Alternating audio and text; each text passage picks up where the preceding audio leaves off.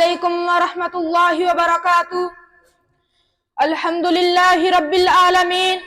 والصلاة والسلام علی سید الانبیاء والمرسلین نبینا محمد وعلی آلہ وصحبہ وما تبعهم بإحسان إلى يوم الدين،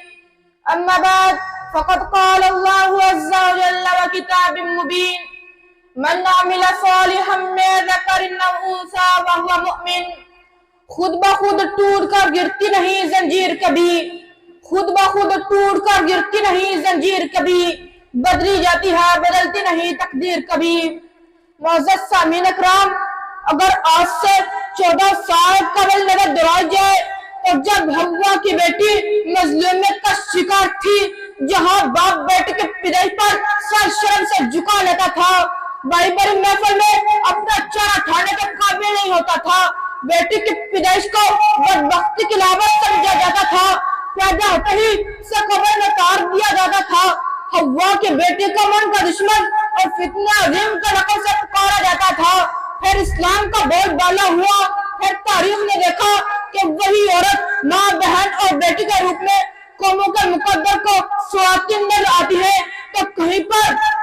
حضرت عائشہ اور فاطمہ رضی اللہ تعالیٰ عنہ کے روپ میں قوم کے مقدر کو خواتین نظر آتی ہے۔ معزز سامعین اکرام، جب میں کروڑوں اللہ کی خواتین پر نظر آتا ہوں تو مجھے کہیں پر حضرت سمیہ رضی اللہ تعالیٰ عنہ، جنہیں دشمن کے گن سے گزر کر پرچم اسلام سر بلند کرتے نظر آتی ہے، تو کہیں پر خدیجہ الکبریٰ رضی اللہ تعالیٰ عنہ اللہ تعالیٰ کے سامنے سر جھکاتی نظر آتی ہے، تو کہیں پر ام ایمن جیسی مائیں اسلامی خدمت کرتی نظر آتی ہے۔ صرف یہی نہیں بلکہ جنگ محال پر سمندروں اور فضا کو چیرتی نظر آتی ہے۔ جناب صدر، مگر افسوس سے کہنا پڑتا ہے، جب میں اپنے معاشرے پر نگاہ ڈالتا ہوں تو کیا دیکھتا ہوں کہ مغربی تہذیب اور مغربی تعلیم کے زیر اثر عورت نے اپنے تمام وقت پار کر گئی۔ جس اسلام نے عورت کو گھر کی عزت نے کہا تھا، وہ آج باقی سڑکوں کی زیرت بن لگاتی ہے۔ وہ عورت جسے اسلام نے دیمے لہجے بار کرنے کا حکم دیا تھا، وہ آج ٹی وی چینل پر بیٹھ کر اسلام کا دست دیتی نظر آتی ہے۔ وہ عورت جسے اسلام نے آزادی دلائی، وہ آج کراچی اور اسلام آباد کے سڑکوں پر لا مان کے نام پر آزادی نسل کا نعرہ لگاتی نظر آتی ہے۔ وہ عورت جو اسلام کی طاقت تھی، وہ آج اخبارات کے صفحات ہو یا سیاسی ہنگامے،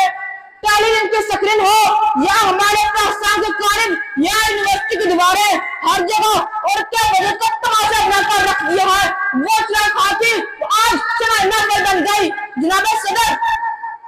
اگر آج سے 14 سال قبل نظر دوڑائی جائے تو کہیں پر اسماء بنت بکر عبداللہ بن زبیر کی ہمت بڑھاتی نظر آتی ہے۔ جب عبداللہ بن زبیر کو شہید کر کے ان کی لاش کو فالی پر لٹکا دیا گیا، رونے کے بجائے حجاج کو مخاطب کر کے کہا: اے حجاج، تو نے میرے بیٹے کی دنیا خراب کی ہے، اس نے تیرے دن کو برباد کر دیا۔ تو کہیں پر سیدہ عائشہ رضی اللہ تعالیٰ عنہ کا امت پر بہت بڑا احسان ہے کہ صحنے دین کا بہت بڑا سر نصیب ہوا۔ صحابہ فرماتے ہیں، اگر ہمیں کبھی بھی کوئی مشکل آتی تو ہم حضرت عائشہ رضی اللہ تعالیٰ عنہ نے پوچھتے۔ کہا رہتا ہے،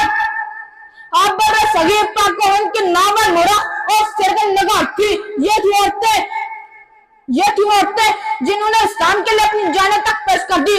آئیے ایک قدم آگے چلتا ہوں تو کہیں پر ام قیس رضی اللہ تعالیٰ عنہ جیسی خاتون جن کی خدمات اسلام کے لیے منہ بولتا ثبوت ہے، تو کہیں پر ام ایمن رضی اللہ تعالیٰ عنہ جیسی مائیں غزہ میں حوصلہ مند پر آتی اور فرمانے لگتی، تم یہاں بیٹھ جاؤ، تلواریں میرے ہاتھ میں تھما دو۔ تو کہیں پر خبرت اللہ دامکم کے الفاظ کا کن نظر آتی ہے، تو کہیں پر ام سلیم اپنے لخت جگر اس رضی اللہ تعالیٰ عنہ کو دین کے لیے وقف کرتے نظر آتی ہے، تو کہیں پر ام عطیہ کو اسلام غازی کے نام سے یاد کرتا نظر آتا ہے، تو کہیں پر ام خالد اسلام کے لیے اتنی خدمت کرتی ہے کہ اللہ تعالیٰ کے نبی کریم صلی اللہ علیہ وسلم نے قیمتی تحفہ پیش کرتے نظر آتے ہیں، تو کہیں پر حضرت خلا اپنے ذات کو نبی کریم صلی اللہ علیہ وسلم کے لیے ہبہ کرتی نظر آتی ہے، تو کہیں پر حضرت فاطمہ رضی اللہ تعالیٰ عنہ